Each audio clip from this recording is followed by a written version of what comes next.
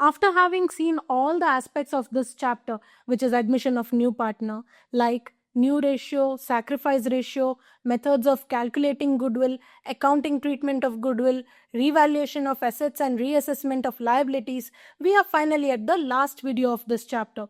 We will cover the last few topics like adjustment for accumulated profits and losses, adjustment of capitals, and change of profit sharing ratio among existing partners. First, let us discuss the adjustments for accumulated profits and losses.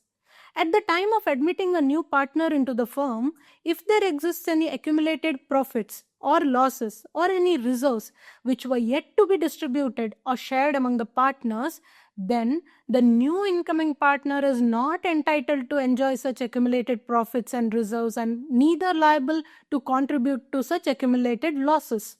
Such accumulated profits and reserves and losses belong to the old partners as they are created by the actions and efforts of the old partners.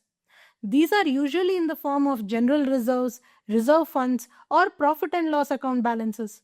Such accumulated profits or losses or reserves are transferred to the old partners in their old profit sharing ratio.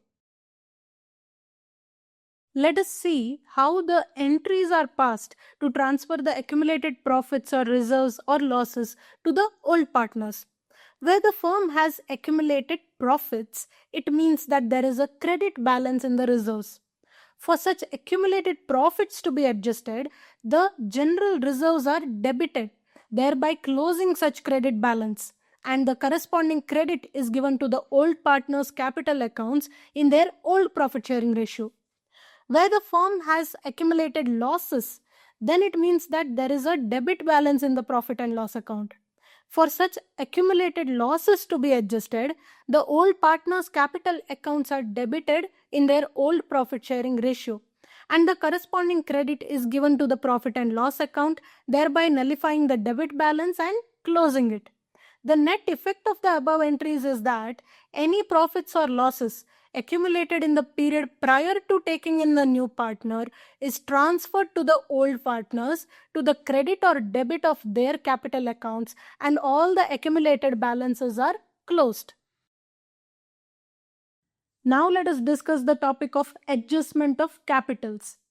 We know that many a times the ratio of capitals put in by the partners is not equal to their profit sharing ratio for many different reasons. However, at the time of admission of a new partner, the partners may decide to adjust their capitals in such a way that their capitals should be proportionate to their profit sharing ratio. At such time, the capital and the profit share of the new incoming partner is taken as the base on which the new capitals of the old partners is calculated. After making all the adjustments in relation to goodwill, reserves and all revaluations, the new capitals arrived at are compared with the existing capital of the old partners.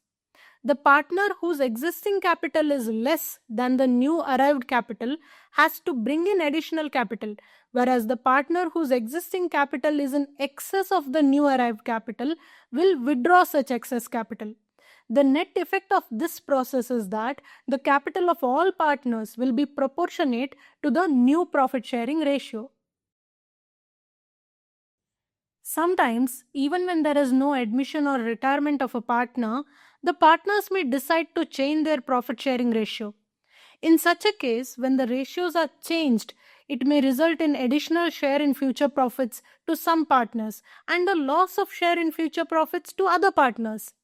When such process is done, adjustment for loss or gain in the value of goodwill must also be done first. Also, all other adjustments in relation to revaluations and transfer of accumulated profits and losses have to be done, similar to how it is done at the time of admission of a new partner. The partners may also adjust their capitals so as to be proportionate to the new profit sharing ratio. So, partners can also change their profit sharing ratio even in the normal course of business without any admission or retirement. But in the process of doing so, all the procedures as discussed in the case of admission of a new partner should be followed.